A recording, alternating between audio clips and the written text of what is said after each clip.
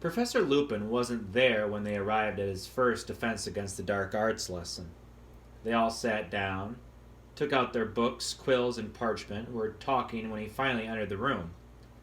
Lupin smiled vaguely and placed his tatty old briefcase on the teacher's desk. He was as shabby as ever, but looked healthier than he had been on the train, as though he had had a few square meals. "Good afternoon," he said. "Would you please put all your books in your bags? Today will be a practical lesson. You will need only your wands." A few curious looks were exchanged as the class put away their books. They had never had a practical defense against the dark arts before, unless you counted the memorable class last year when their old teacher had brought a cage full of pixies to class and set them loose. "Right then," said Professor Lupin when everyone was ready. "If you'd follow me." Puzzled but interested, the class got to its feet and followed Professor Lupin out of the classroom.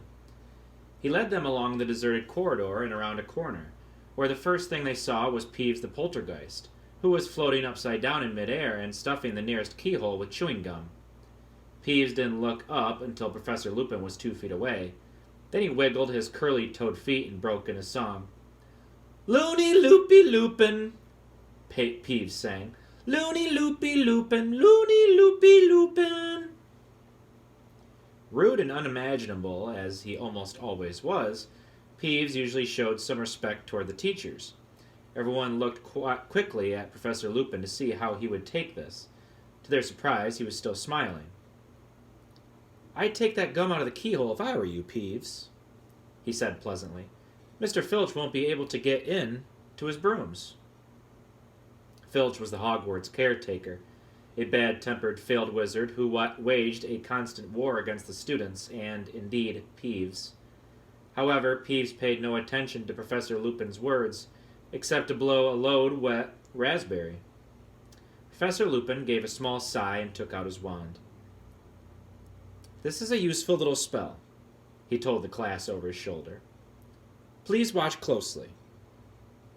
He raised the wand to shoulder height, said, "Wadawasi," and pointed at Peeves.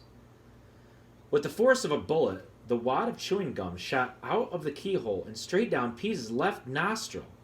He whirled upright and zoomed away, cursing. "Cool, sir," said Dean Thomas in amazement.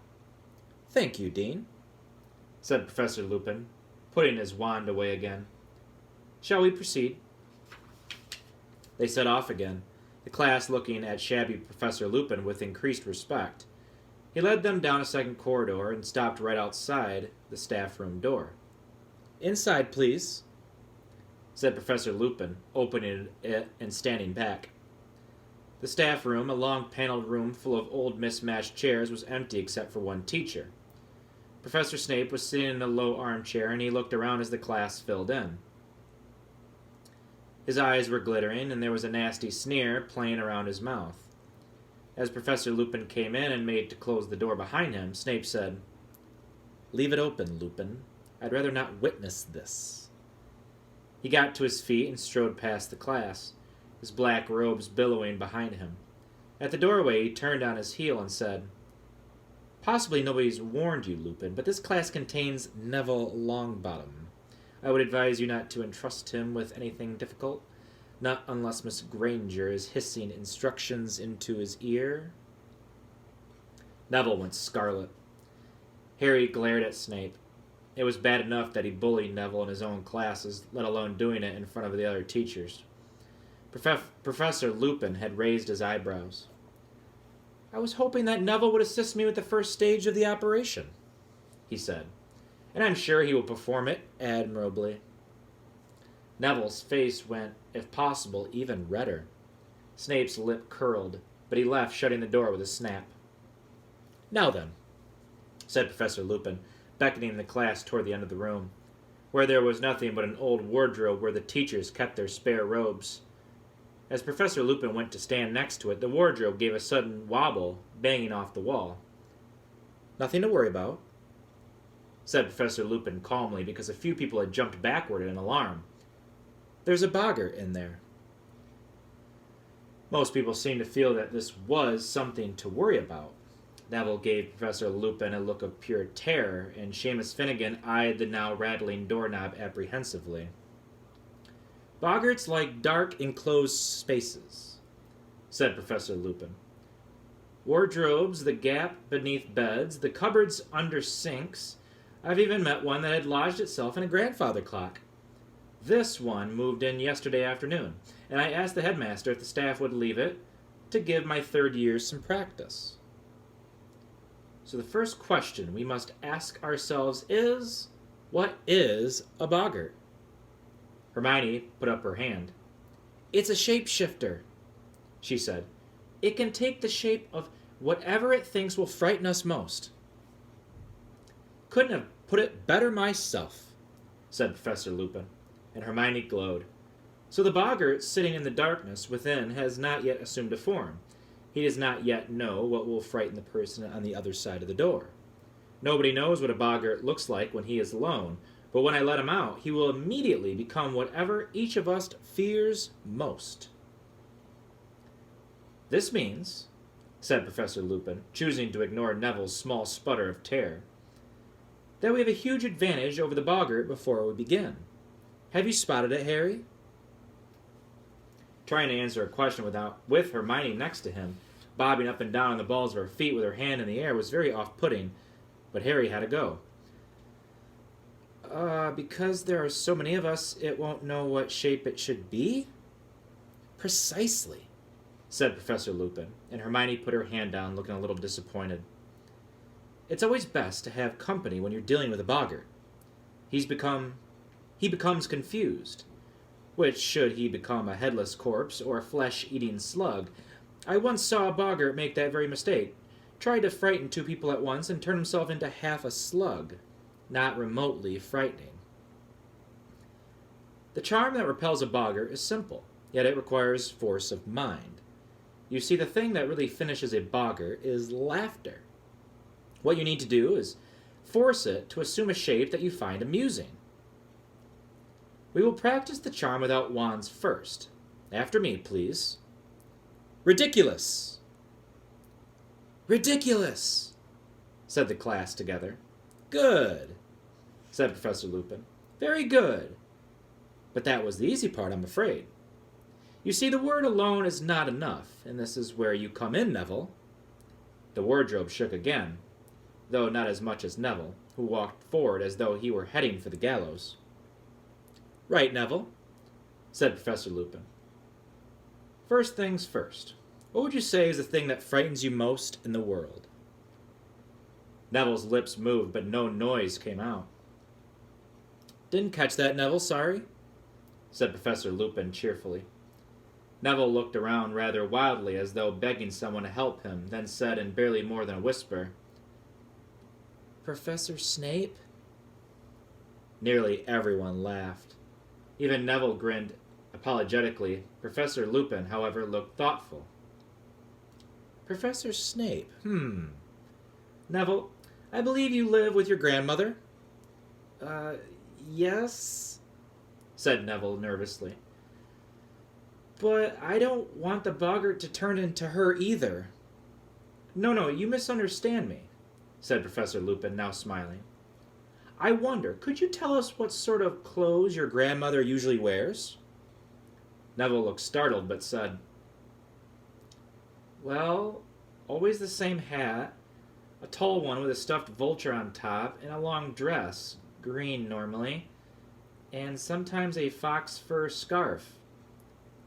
And a handbag? Prompted Professor Lupin. A big red one, said Neville. Right then, said Professor Lupin. Can you picture those clothes very clearly, Neville? Can you see them in your mind's eye? Yes, said Neville uncertainly, plainly wondering what was coming next. When the boggart bursts out of this wardrobe, Neville, and sees you, it will assume the form of Professor Snape, said Lupin. And you will raise your wand thus and cry, Ridiculous, and concentrate hard on your grandmother's clothes.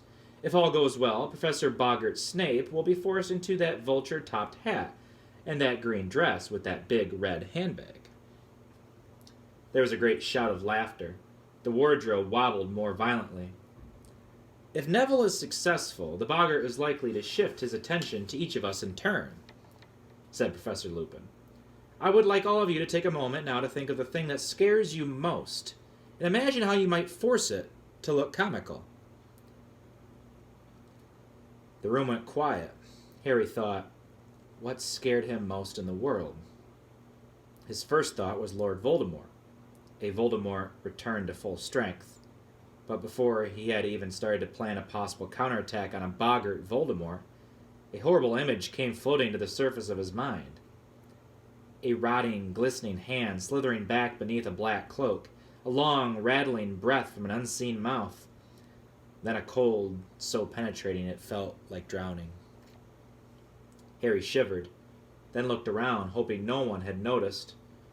Many people had their eyes shut tight. Ron was muttering to himself, "Take its legs off." Harry was sure he knew what that was about. Ron's greatest fear was spiders. "Everyone ready?" said Professor Lupin. Harry felt a lurch of fear. He wasn't ready. How could you make a Dementor less frightening? But he didn't want to ask for more time.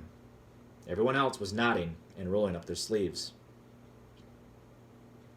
"Neville, we're going to back away," said Professor Lupin. "Let you have a clear field, all right? I'll call the next person forward. Everyone back now, so Neville can get a clear shot." They all retreated, backed against the walls, leaving Neville alone beside the wardrobe. He looked pale and frightened, but he had pushed up the sleeves of his robes and was holding his wand ready. "On the count of 3, Neville," said Professor Lupin, who was pointing his own wand at the handle of the wardrobe. 1, 2, 3, now! A jet of sparks shot from the end of Professor Lupin's wand and hit the doorknob. The wardrobe burst open. Hook-nosed and menacing, Professor Snape stepped out, his eyes flashing at Neville. Neville backed away, his wand up, mouthing wordlessly. Snape was bearing down upon him, reaching inside his robes. Ridiculous! Squeaked Neville. There was a noise like a whip crack. Snape stumbled. He was wearing a long, lace-trimmed dress and a towering hat topped with a moth-eaten vulture, and he was swinging a huge crimson handbag. There was a roar of laughter. The Boggart paused, confused, and Professor Lupin shouted, "Pavarti, forward!" Pavarti walked forward, her face set. Snape rounded on her. There was another crack, and where he had stood was a blood-stained, bandaged mummy. Its sightless face was turned to Pavarti, and it began to walk toward her very slowly, dragging its feet, its stiff arms rising. "Ridiculous!" cried Pavarti. A bandage unraveled at the mummy's feet. It became entangled, fell face forward, and its head rolled off. "Seamus!" roared Professor Lupin. Seamus darted past Pavarti. Crack! Where the mummy had been was a woman with floor-length black hair and a skeletal green-tinged face. A banshee. She opened her mouth wide, and an unearthly sound filled the room, a long wailing shriek that made the hair on Harry's head stand on end. "Ridiculous!" shouted Seamus. The banshee made a rasping noise and clutched her throat. Her voice was gone. Crack! The banshee turned into a rat, which chased its tail in a circle, then crack! Became a rattlesnake, which slithered and writhed before, crack! Becoming a single bloody eyeball. "It's confused!" shouted Lupin. "We're getting there! Dean!" Dean hurried forward. Crack! The eyeball became a severed hand, which flipped over and began to creep along the floor like a crab. "Ridiculous!" yelled Dean. There was a snap, and the hand was trapped in a mouse trap. "Excellent! Ron, you next!" Ron leapt forward. Crack! Quite a few people screamed. A giant spider, 6 feet tall and covered in hair, was advancing on Ron, clicking its pincers menacingly for a moment. Harry thought Ron had frozen. Then, "Ridiculous!" bellowed Ron, and the spider's legs vanished. It rolled over and over. Lavender Brown squealed and ran out of its way, and it came to a halt at Harry's feet. He raised his wand, ready, but... "Here!" shouted Professor Lupin, suddenly hurrying forward. Crack! The legless spider had vanished. For a second, everyone looked wildly around to see where it was. Then they saw a silvery white orb hanging in the air in front of Lupin, who said, "Ridiculous," almost lazily. Crack. "Forward, Neville, and finish him off," said Lupin as the Boggart landed on the floor as a cockroach. Crack. Snape was back. This time Neville charged forward, looking determined. "Ridiculous!" he shouted, and they had a split-second's view of Snape in his lacy dress before Neville let out a great "Ha!" of laughter, and the Boggart exploded, burst into 1,000 tiny wisps of smoke, and was gone. "Excellent!" cried Professor Lupin as the class broke into applause. "Excellent, Neville! Well done, everyone! Let me see. 5 points to Gryffindor for every person to tackle the Boggart. 10 for Neville because he did it twice, and 5 each to Hermione and Harry." "But I didn't do anything," said Harry. "You and Hermione answered my questions correctly at the start of the class, Harry," Lupin said lightly. "Very well, everyone. Excellent lesson. Homework, kindly read the chapter on Boggarts and summarize it for me, to be handed in on Monday. That will be all." Talking excitedly, the class left the staff room. Harry, however, wasn't feeling cheerful. Professor Lupin had deliberately stopped him from tackling the Boggart. Why? Was it because he'd seen Harry collapse on the train and thought he wasn't up to much? Had he thought Harry would pass out again? But no one else seemed to have noticed anything. "Did you see me take that banshee?" shouted Seamus. "And the hand," said Dean, waving his own around. "And Snape in that hat. And my mummy.